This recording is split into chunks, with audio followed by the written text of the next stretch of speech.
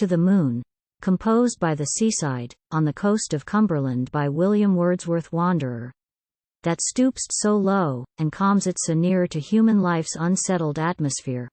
Who loves it with night and silence to partake, so might it seem, the cares of them that wake.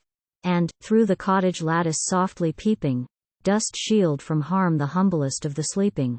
What pleasure once encompassed those sweet names which yet in thy behalf the poet claims, an idolizing dreamer as of yore. I slight them all. And, on this sea-beat shore sole sitting, only can to thoughts attend that bid me hail thee as the sailor's friend. So call thee for heaven's grace through thee made known by confidence supplied and mercy shown, when not a twinkling star or beacon's light abates the perils of a stormy night. And for less obvious benefits, that find their way, with thy pure help, to heart and mind, both for the adventurer starting in life's prime, and veteran ranging round from clime to clime, long baffled hope's slow fever in his veins, and wounds and weakness oft his labor's sole remains.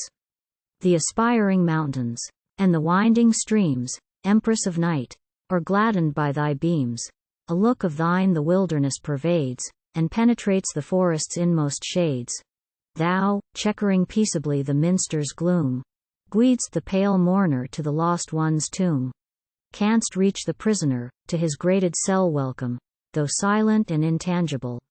And lives there one, of all that come, and go on the great waters toiling to and fro, one, who has watched thee at some quiet hour enthroned aloft in undisputed power, or crossed by vapory streaks and clouds that move catching the luster they in part reprove, nor sometimes felt a fitness in thy sway to call up thoughts that shun the glare of day, and make the serious happier than the gay?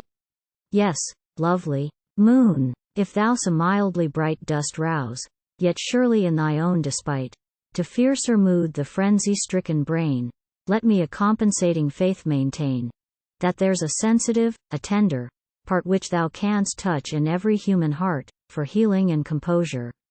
But, as least and mightiest billows ever have confessed thy domination, as the whole vast sea feels through her lowest depths thy sovereignty, so shines that countenance with especial grace on them who urge the keel her plains to trace, furrowing its way right onward.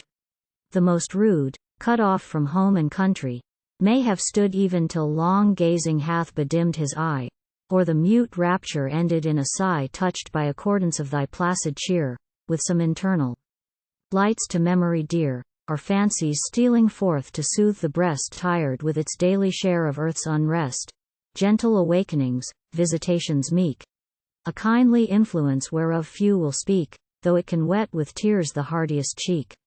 And when thy beauty in the shadowy cave is hidden, buried in its monthly grave, then, while the sailor, mid an open sea swept by a favoring wind that leaves thought free, paces the deck, no star perhaps in sight, and nothing save the moving ship's own light to cheer the long dark hours of vacant night, oft with his musings does thy image blend. In his mind's eye thy crescent horns ascend, and thou art still, O moon, that sailor's friend.